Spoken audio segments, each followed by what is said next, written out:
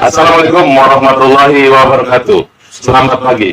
Salam kopi pagi. Salam kopi pagi. Kembali di sini Ulum Gunawan Channel dalam program acara Salam Kopi Pagi. Telah hadir di hadapan kita Bapak Hendar Samarantoko. Beliau adalah seorang lawyer sekaligus politisi, ya Pak? Iya, kurang lebih gitu. Nah, nanti kita akan bincang santai dengan beliau. Tapi untuk itu jangan lupa like, komen, dan subscribe, dan tekan tombol lonceng agar dapat mengikuti berita dan informasi terbaru dari kami. Assalamualaikum Bang Hendar. Waalaikumsalam Bang Ulung. Apa kabar Bang Ulung? Alhamdulillah baik. Teman lama saya. Teman lama banget. Oh iya. Makasih. Sahabat lama. Bang Hendar, boleh tahu nih kalau terkait profil Abang. Dulu alumni dari mana sih sekolah nih? Saya ini asalnya dari Lampung. Jadi kuliah di Fakultas Hukum Universitas Lampung, Universitas Negeri Lampung ya. Kemudian hijrah ke Jakarta, jadi lawyer dan melanjutkan S2 saya di Universitas Gadjah Mada. Ya. Gadjah Mada. Jadi S2 saya di Gadjah Mada, S1 saya di Unila. Seperti itu. Kalau terkait sebagai lawyer, Iya. tahun berapa itu? Udah 20 tahun yang lalu ya. Wow. Jadi lawyer. Mulai beracara 20 tahun yang lalu ya. Bang Ulung juga tahu lah ya kan. Sama-sama berangkat dalam. Oh iya. Budayanya sama ya. Kadang-kadang memang bener ya. Ya gitu dia. Iya. Selain sebagai lawyer, ya yang kita tahu Bang Hendar Sam sebagai politisi juga ya. Ya, kayak gitulah. Kalau kantor di mana sih Bang? Alamatnya Bang? Kantor tuh di sini ya. Jadi podcast kita kebetulan di sini menyesuaikan dengan waktu saya. Ini di daerah Jakarta Selatan, di Mampang Perapatan. Di Mampang Perapatan. Daerah Basmar, Mampang Perapatan. Itu nanti nggak jauh dari imigrasi Jakarta Selatan. Ada lapang itu kalau nengok-nengok itu sebelah kiri. Adalah ya. Iya. Jadi kalau teman-teman pemirsa yang ingin berkunjung dan bagaimana atau konsultasi, Iya. bisa datang langsung ke kantor beliau. Betul. Boleh. Tadi alamatnya sudah disampaikan oleh beliau. Terkait sebagai lawyer, Bang boleh tahu sih perkara apa saja sih yang pernah ditangani sebagai lawyer nih? Cukup banyak ya, saya juga sampai lupa ya. Cuman yang menyita perhatian publik terakhir-terakhir itu ya saya pegang Ahmad Dhani ya, di kasus hukum dan kasus politiknya, dan saya juga adalah salah satu tim dari pasangan capres Prabowo Sandi dan koordinator hukum di Badan Pemenangan Nasional Prabowo Sandi pada saat itu. Iya. Selain itu kan Abang aktif juga di AKTA ya? Saya wakil ketua Advokat Cinta Tanah Air. Iya. AKTA. Jadi AKTA itu di bawah under bawahnya Partai Gerindra atau gimana nih Bang? Enggak, jadi makanya orang suka salah menilai ya. Salah nilai ya. Seperti lagu ini. Jadi AKTA itu organisasi advokat independen ya sebenarnya. Cuman memang sebagian besar itu adalah pendukung dan fans dari Pak Prabowo. Artinya beda-beda. Itu ada banyak partai, termasuk partai yang pada Pilpres kemarin itu berseberangan dengan Gerindra sendiri. Cuma dengan fans dari Pak Prabowo ya udah masuk ke situ lah. Jadi sampai sekarang. Jadi tidak ada pembatasan sebenarnya. Harus orang Gerindra itu ada. Cuman kesannya karena pentolan-pentolannya kemungkinan orang Gerindra kan gitu ya. Ada Bang Habibur Rahman di situ, ada saya dan beberapa teman yang lain. Cuman banyak ada teman-teman dari Demokrat, dari P3 yang saat ini sudah jadi staf presiden segala kan seperti itu. Kalau saya perhatikan kantor ini banyak foto-foto, ada beberapa penanganan perkara. Iya. Artis-artis dan urusan politik ini ya. Iya. Selain Ahmad Dhani, sebelumnya kayaknya ada artis juga. Banyak kalau artis sebenarnya ya. Jadi sebenarnya gini, kenapa saya pegang artis? Karena memang di profesi kita advokat ini kan kita nggak bisa mengiklankan diri. Iya. Ya, jadi kita cara kita untuk dikenal publik itu adalah salah satunya dengan pegang perkara-perkara artis. Walaupun saya sendiri bukan orang yang yang artis, kalau kata orang yang bergaul secara investasi artis. Cuman kita harus bisa mengambil posisi di sana. Betul. Nah, cuman memang kadang-kadang kalau kita terlalu terstigma sebagai pengacara artis, kesannya nanti orang tahunya kita ngertinya masalah-masalah itu aja. Sedangkan kapasitas dan kemampuan kita mungkin banyak di luar itu, ya kan. Lebih daripada itu ya. Mungkin kan kita harus bisa menilai kemampuan diri kita juga ya sejauh mana. Jadi itu yang akhirnya membuka saya untuk terjun ke politik. Bahwa kalau di negara-negara luar, ya khususnya Amerika ya, itu profesi lawyer dan politik itu berkaitan erat. Sebagian besar presiden Amerika itu latar belakangnya lawyer dan sarjana hukum. Di Indonesia aja enggak gitu loh. Tapi kaitannya erat sekali karena logika hukum, ya kan, filsafat hukum itu kaitannya dengan logika politik, analisa politik dan filsafat di politik. Nah, saya beranggapan bahwa untuk naik ke level berikutnya itu ya ke politik. Cuma basic hukumnya harus kuat. Harus kuat. Karena untuk melihat ini konstitusinya benar. Ada teman-teman yang langsung masuk ke politik. Ya cuman mungkin ya kan value kita ya kan Bang William dan saya dan beberapa pengacara lain ya karena kita udah kuat dulu di hukumnya. Nah, walaupun ya nggak sembarang dan nggak semua lawyer itu punya sense politik yang kuat. Nah itu juga bakat politiknya belum tentu ada. Pengacara top Indonesia, ya kan, kalau mungkin dia adu dengan dengan saya masalah politik belum tentu. Nah, gitu kan. Kita mulai seperti itu. Senior juga belum tentu kalau ngomongin masalah politik dengan kita mungkin seperti itu ya. Secara umum kita melihatnya seperti itu. Karena memang menurut saya tantangannya bahwa bagaimana kita bisa membuktikan diri sebagai seorang lawyer, ya kan, kita nggak kalah dengan para politisi ulung yang sudah ada saat ini, yang mereka mungkin pengalamannya jauh lebih duluan dibanding kita, seperti itu. Walaupun kita juga mungkin secara basic politik mungkin sudah ada, ya kan. Ya Bang William ini kan udah jagoan juga di politik, ya kan. Sama-sama kita satu kalah dulunya, seperti itu. Selain sebagai lawyer, yang saya dengar abang juga sebagai kurator ya? Iya betul, saya kurator juga. Sejak kapan tuh menjadi kurator? Belum lama ya, baru sekitar 2 tahunan ya. Karena memang sibuk di politik juga, kurator juga, saya juga salah satu pengurus dan ketua di Himpunan Kurator dan Pengurus Indonesia juga. Jadi dipercaya oleh Pak Ketum kita, Pak Sudesan Tandra, untuk membawahi salah satu bidang di situ. Terkait kesibukan sebagai lawyer, terus juga punya aktivitas di bidang politik, apakah itu nggak mengganggu atau gimana? Justru bersinergi gitu lah. Bersinergi, kalau mengganggu kadang-kadang ganggu. Baginya susah gitu loh. Cuman kan kadang di politik itu kadang intensitasnya naik turun. Jadi nggak selalu kita intensitasnya tinggi. Intensitas yang yang pada sedang tinggi itu pada saat perhelatan politik, ya contohnya di Pilpres kemarin 2019 itu saya 80% itu di politik. Karena saya juga hampir sering kali melihat Bang Hendar. Oh iya.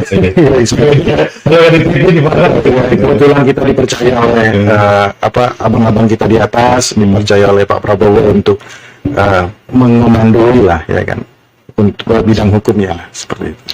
Sedikit melanjutkan ngobrol bidang politik ini. Kalau pandangan Bang Hendar sendiri, karena sebagai pengurus di Gerindra, itu apa sih terkait arah politik pada Gerindra? Ya, Gerindra itu partai yang mempunyai ideologi yang kuat ya sebenarnya.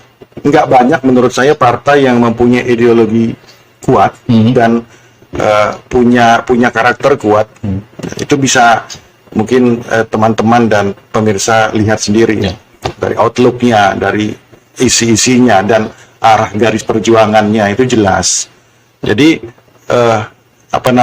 kader-kadernya pun itu diharapkan seperti itu.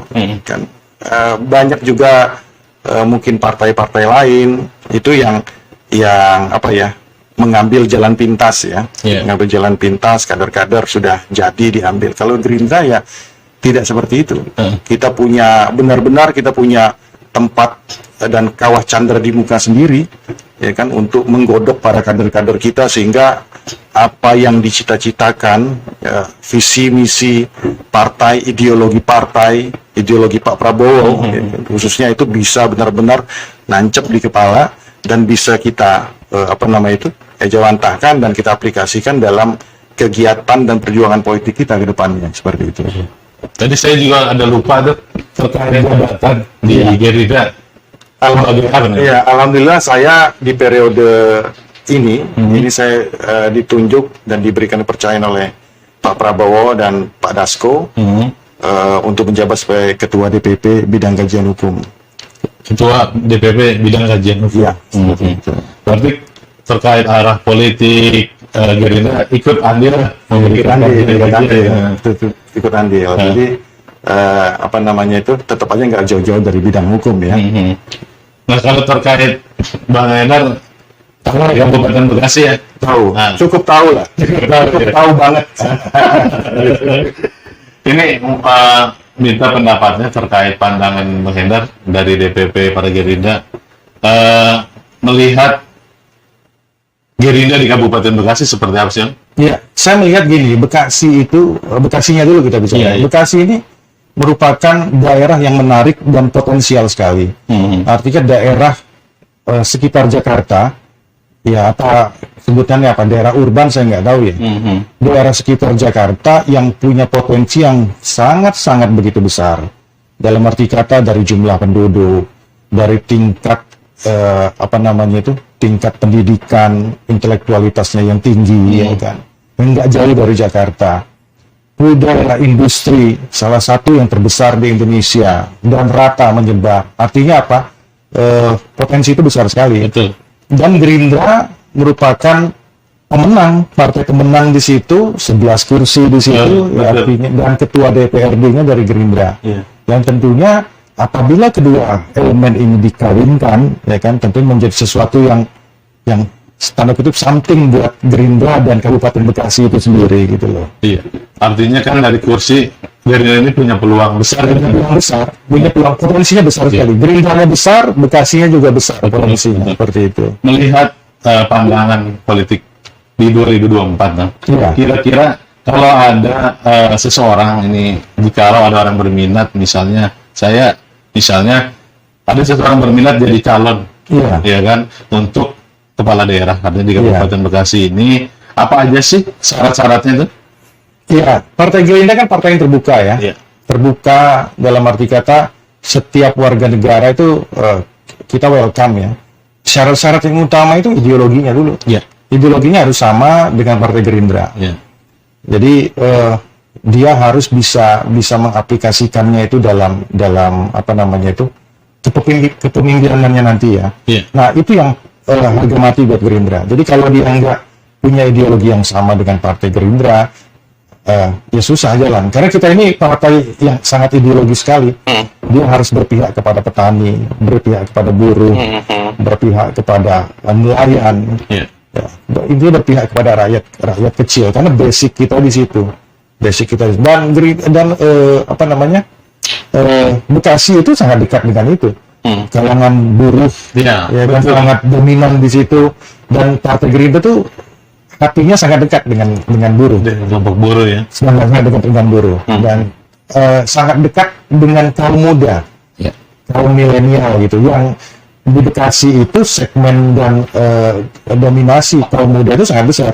Artinya saya melihat bahwa pasangan-pasangan dan keluarga muda kan sangat banyak di Bekasi. Betul. Sangat banyak di daerah Bekasi yang cukup dominan menurut saya, dan itu sangat dekat sekali dengan Gerindra, dengan nafas perjuangan Gerindra.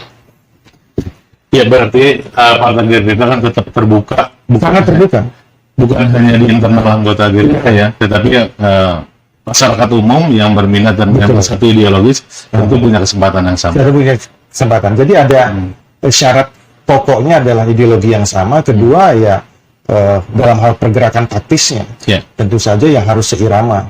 Iya. Artinya kan kita nggak nggak seperti apa kata-kata jual beli apa namanya, ya gitulah ya, jual beli mandat gitu ya. Gua beli, ya habis itu terserah gua mau ngapain. Nah, Gerindra nggak gitu. Ada kewajiban juga dong dia ikutin aturan main. Iya dong, harus. Itu sangat ini sekali.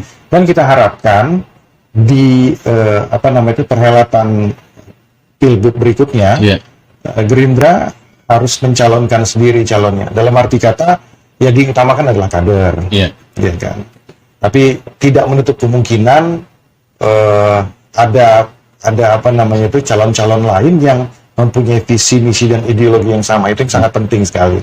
Karena bisa jadi masyarakat yang di luar sana, di luar partai, yang non partai, ternyata lebih Gerindra dari orang Gerindra. Nah, kan bisa jadi. Bisa jadi. Nah, itu yang akan kita lihat karena gampang ngawininnya nanti kalau seperti itu. Pertanyaan terakhir Bang Hendar, terkait harapan yang diinginkan khusus untuk Kabupaten Bekasi, kira-kira apa sih pandangan Bang Hendar? Saya melihat gini, saat ini sebenarnya dengan potensi yang begitu besar di Bekasi, tapi ya ini masukan bukan kritik, artinya cara ngaturnya belum tersistematis ya. Artinya kan harus ada sinergitas yang solid di antara stakeholder di Bekasi, baik itu legislatif, eksekutif, apa nama itu, masyarakatnya yang diwakili para ormas dan LSM segala macam, perusahaan-perusahaan yang tentunya mempunyai apa nama itu kepentingan yang besar juga untuk memakmurkan Bekasi. Habis itu saya ambil contoh gini ya, dengan potensi Bekasi yang begitu besar, dengan peredaran uang yang begitu besar di Bekasi, Bekasi harusnya udah punya klub sepak bola yang top dong. Nah, itu ambil contoh aja ya. Saya rasa itu jadi masukan buat teman-teman di Kabupaten Bekasi. Mudah-mudadan itu dapat direspon dan oleh pimpinan daerah ya. Betul. Ini salah satu pemangku kebijakannya. Betul. Kemudian dari Gerindra itu sudah kita kasih masukan ke beliau. Jadi tinggal di sisa jabatan ini mungkin beliau bisa memberikan legacy untuk Bekasi khususnya seperti itu. Terima kasih Bang Hendar Sam, kami ucapkan yang sudah bincang santai di acara Salam Kopi Pagi di Ulung Purnama Channel. Baik, terima kasih Bang Ulung. Semoga selalu sehat kita bersama Bang Ulung. Demikian pemirsa bincang santai kami dengan Bang Hendar Sam, salah satu lawyer ibu kota dan praktisi politisi dari Partai Gerindra. Semoga dapat bermanfaat untuk kita semua. Assalamualaikum warahmatullahi wabarakatuh. Waalaikumsalam warahmatullahi wabarakatuh. Salam Kopi Pagi. Salam Kopi Pagi.